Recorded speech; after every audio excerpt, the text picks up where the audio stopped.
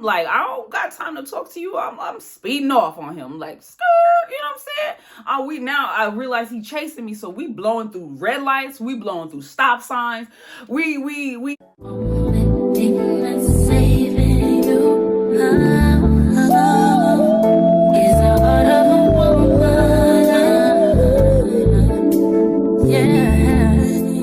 So y'all asked for it. Y'all asked for it, and it's here. It is time. Story time, child. Story time. Welcome back to another video. I'm so glad you could join me.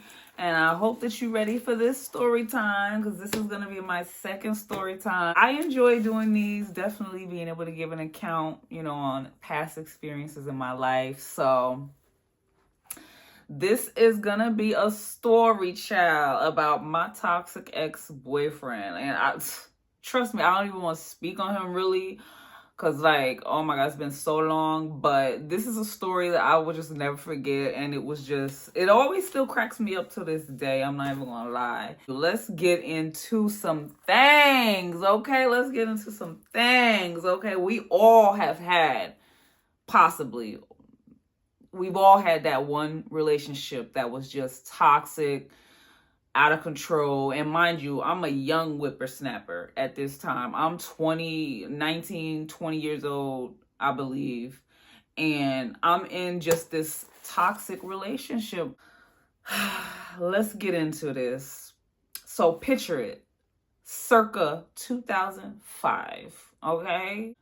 New York setting, summer of 05. Like, it is jumping.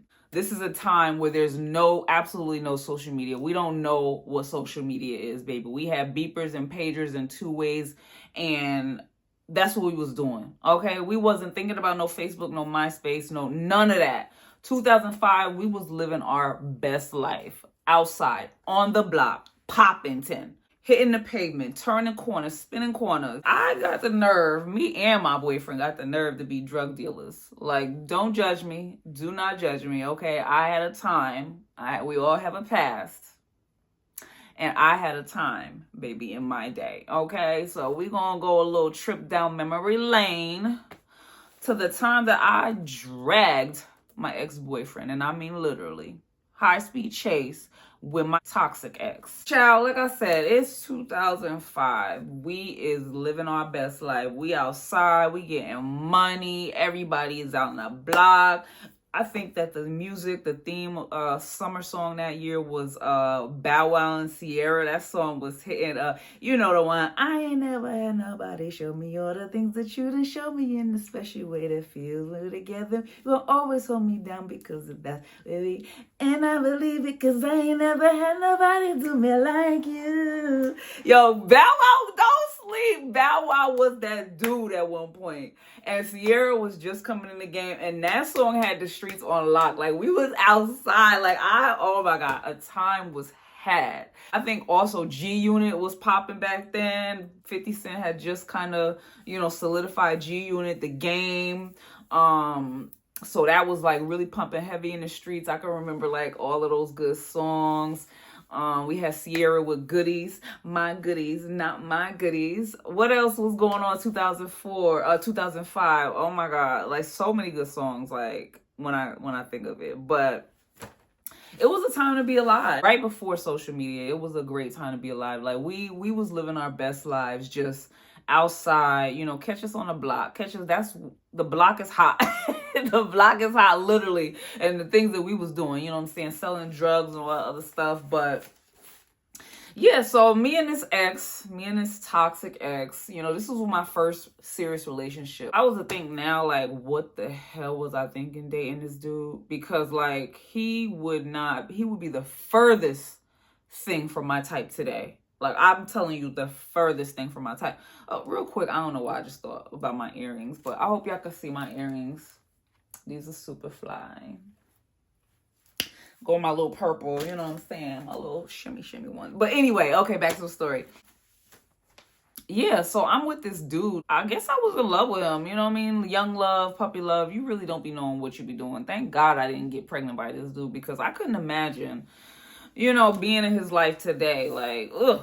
Whew. So yeah, me and my guy at the time, we popping, we doing our 1-2, making our money, hustling and everything, like, pumping rocks. Selling that work, baby, selling that work. You know what I'm saying? Like, that just comes with the territory, like where we was, living at, where we was, our upcoming.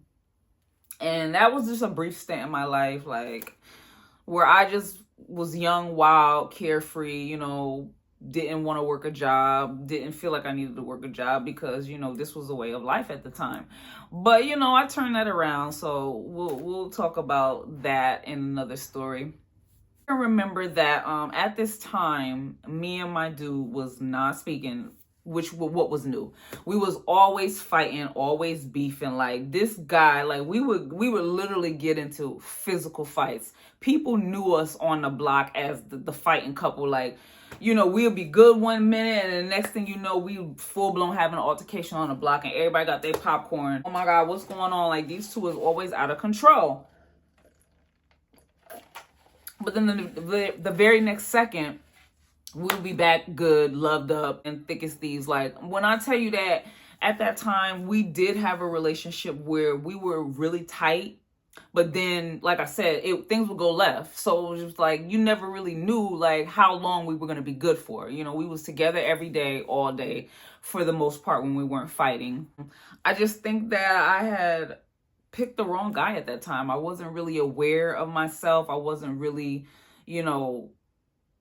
vetting the right guys at this time. And there was something about the bad boy that, that drew me to him. And it just, I was with this guy for a couple of years, and I really just don't know how I did it. Like I said, at this time, we was beefing, so we wasn't speaking. I'm on the block still, though, because I got to make money. We lived together.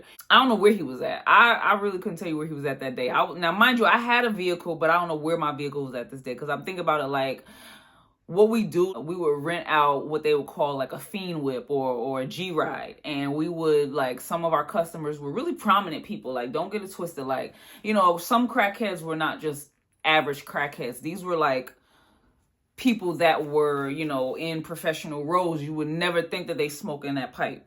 And we had our little clientele, so they would trust us and let us rent out their vehicle for like an 8-ball or something like that. And so that was the norm for us. So I figured that day he definitely had somebody's car, because he wasn't like on the block with us. He was somewhere, who knows where, in one of another little towns, or probably doing something he had no business doing, who knows, because he was sneaky like that too. But anyhow, so, I'm chilling. I'm doing my thing. I'm with my homegirls on the block, and we chilling, we vibing, we walking around and probably smoking weed, whatever, laughing, joking in the hood, just, chilling, playing dice, all that. You could picture it right now. All of that music blaring, everybody on the stoops, on the corners, it was a beautiful day. I definitely remember that. It was a beautiful day. Sun was shining, fresh kicks on, outfit fresh to death. You already know. Hair done, nails done, everything did. I'm on the block with my homegirl, and these kids that was new to the block, we don't know where they came from, came down the street out of nowhere, start talking to us. We all out there mingling and everything like that. So they start talking to us, and they're like, yo, we got some cars that we renting out and stuff like that. So I'm like, what? Whatever. So 2 more people come out of nowhere, pull up brand new 06 whips. I think they pulled up with a 2006 Nissan Murano. Somebody else pulled up with a 2006 Buick Rendezvous. And then somebody else had a 2006 Chevy Equinox. So they're like, yeah, we doing this thing where we renting out these G-Rides for $50 a day. We young as hell, so we not really qualifying for being able to rent cars and stuff. So this is new to us. We perked up. Now, mind you, we hustlers, so we need rides to get around and get more clientele. So immediately I'm like, okay, what's up? Let us know the deals. Like, what is it? Like, is that easy? We just gave you $50. Like, call you. How long do we get the vehicle for? So like, yeah, we'll give it to you for the day. So the whole day you get the vehicle for $50. So it was just like kind of too good to be true. A brand new vehicle. How y'all get a hold of these 2006s? Like, these is brand new whips. Like, You could smell the interior and you could see that it was brand new. You're about to give us the keys for the whole day for $50? That was light work to us. Okay. So me and my homegirl, we hop in the Chevy. I don't know why I picked the Chevy. It was a silver Chevy Equinox. I will never forget that truck, because definitely a lot of stuff came after that with that truck. But I'll save that for another. Some of y'all, if you're watching and you know what was going on at that time. But let's be clear. I had no idea of the real deal at the time about these vehicles. I'm just thinking that these people just coming up, maybe they got some plug with the rentals, whatever, and they out here letting the hood rent them for $50 a day. I rent the vehicle or whatever. Me and my homegirl hop in the vehicle. I'm like, yo, dude, shit. Like, we checking it out, checking out all the bells and whistles, brand new vehicle. This is a whole year before, a new car that we, getting the experience. So I'm like, this shit is right. So immediately, I'm in my head like, oh my God, the moment that my dude sees me in this vehicle, he gonna be green. He gonna be green. I don't even want to see him today. I hope I don't bump into him. Like, please let him stay wherever he at. Like, I want to enjoy my day, because like now we lit. We got the 2006 Chevy Equinox. We skirting off. Like, let's go. So I get their number or whatever. They're like, yeah, call us later or whatever. Call us, whatever, when we need the vehicle back or whatever. So I'm not even worried about that. We got the vehicle for the next 24 hours. So me and my homegirl, we skirt off. Now we really spinning the block. We spinning corners. We out. We having a good time. We smoking weed. We blasting music. We, living it up. Like, hitting these corners, checking on our friends, laughing. They like, yo, where you get this vehicle from? Da, da, da. I'm like, yo, it's some people in the hood right now. I don't know how many vehicles they got, but they written them out. So we just letting people know, like, if you see them, they might got a vehicle for you. But we lucked up. It just kind of happened for us because we was right there at the right time. Me and my homegirl, we having a good time. We riding around. We having a good day or whatever. So luck of the draw, girl. Ciao. Luck of the draw. I pull up on this one block. There go my dude in the vehicle. Of course, he got a G-Ride. So he in this drop top, some black, what was that car? Sebring. I can't even remember. I remember at the time it was a very nice vehicle, and it had the top down. So I'm like, oh my God, here he go, yo, here he go. Like, I don't have time to fight with him right now. So my homegirl, she already knew the deal too. She see him, she like, oh shit, there go so and so. I'm like, I know, bitch. Like, what the fuck? So I'm like, okay, do I say anything to him? So I try to play it cool. Immediately, soon as he see me, he hop out the whip, come over to the car. Now I lock the door because I'm like, I already know, like, I don't feel like fighting with him. So he like, yo, what you doing? Who car is this? Like, da da da da, get out the car. Da da da. I'm like, nah. I'll see you later. I'll talk to you later, or whatever the case may be. So of course now that really pissed him off, because like I'm stunting on him. I'm stunting hard on him because I'm in a brand new whip. Like, he don't know where I got this truck from. He don't know if it's mine, if I bought it. You know what I mean? Like, he don't know what's the deal. So he green with envy. Like, no, that's not what happened. I am so sorry. Let me rewind that back. So what happens is, I see him. He sees me in the truck. I don't stop to talk to him. Baby, he starts chasing me. So my homegirl is like, yo, there goes so-and-so. He behind us. That's how it happened. So he sees me and starts chasing me. So now I'm like, I don't got time to talk to you. I'm speeding off on him. Like, skirt, you know what I'm saying? I realize he chasing me. So we blowing through red lights. We blowing through stop signs. We cutting corners, sharp corners. Like, I'm like, now mind you, I don't play with the driving. Like, I can really drive. You feel what I'm saying? Like, a lot of my friends knew back then that I was like the getaway driver. I was reckless as hell, but I could whip a car and I could get away from you if I need to. So I'm like, I'm swerving on him, but he on my ass because he also a good driver. I ain't even gonna hold you. I ain't even gonna take that away from you. He also a good driver too. So he on my ass. He catches up to me at a red light. Now this time I gotta stop. It's one of those tricky red lights. I think it was like on a hill or something like that. He catches up to me, comes up to the vehicle, starts, you know what I'm saying, immediately like, who car is this? What is this? Da da da. And so that's how that came about, where he came up on the car. So he start pulling on the door, like, open the door, open the door, open the door. So I looked at him and I'm like, if I open this door, like, I already know, like, it's just gonna be a problem. So I don't feel like it. He started getting aggressive on the door, like he wanna, like really trying to get at me. So I'm like, I already know you mad. Like, I don't want to talk to you right now, baby. Next thing I know, I just hit the gas. I hit the gas on him. Like, bye. He's still holding on to the door though. I didn't even realize it. So now at this point, I look back, I'm dragging his ass. Like, I'm like, oh my God, my homegirl, she in the passenger seat, like, oh, I'm like, I don't care, because we already used to this toxic shit. Like, he make me mad. I don't care. I black out. He black out. We liable to do anything to each other at this time. Like, we done had some outrageous fights. So I'm like, yeah, I told you to get away from the car. Like, I don't want to talk to you right now. You want to hold on to the door. So I don't know. I think I probably dragged him for like a block or whatever. So I know now he really tight. So he finally, the handle breaks off. So he flails off into the wind. He don't get hurt though, because I looked in the rear view. I did have a little remorse. You know what I mean? I'm like, nigga, nobody told you to do all of that. So I look in the rear view, and he alright. So I keep it pushing. So like, I'm in my mind, I'm like, all right, I already know when I catch up with this dude, we gonna bang it out. Like, we really gonna bang it out this time, because like, first of all, you gonna be so mad that, I dragged you in front of my homegirl, whoever was on whatever block we was on that I dragged you, they seen you, and you just stupid. Like, why would you do that? Like, why would you think that I was gonna open the door for you when we already wasn't on speaking terms that day? I don't know. Like I said, and mind you, we live in the same house. So he would be gone for like 3-4 days when we beefing or whatever the case may be. He'd get a hotel somewhere or do him or go to some chick house. Whatever. So it was just so toxic between us, but I didn't see him. So I was like, oh my God, I hope he don't come to the house tonight, because he gonna want to know where this car came from, because that's how, when you jealous that I'm styling like that I was looking good like that, Zeus was probably about to be on my body.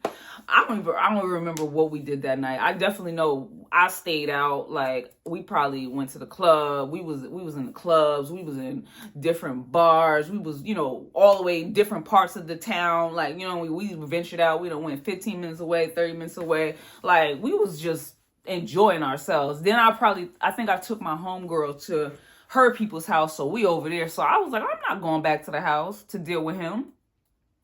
But, eventually, I had to give the car back, but I didn't end up having to give the car back. But that's another story. Like, I ended up keeping the car longer than one day. Like, the deal, I ended up buying the car, but that's a whole nother story. Because now I got the truck. This is my truck, so I got it every day now. But how I ended up smoothing things over with him so that he wouldn't be like mad is that I ended up introducing him to the kids. Now, come to find out, they were some kids from Cali. So I still really never knew how they ended up with that plug. But what I know is that they had got these vehicles brand new off of some shipment. So it was like a shipment of new vehicles that wasn't even like inventoried in, and they ended up getting the keys to these vehicles. It's a whole nother story. Like I said, what I did to alleviate the fight that I knew was going to happen between me and him is that I was just like, look, chill out. You know what I'm saying? I'm going to put you on. I'm going to get you a vehicle. So that way, like, he ain't have to spend more drugs on the G ride. He could just rent it from them or get one from them like I did. So he ended up getting, what vehicle did he get? I think he ended up getting the Rendezvous, the Buick Rendezvous. Yeah, he ended up getting the Buick Rendezvous.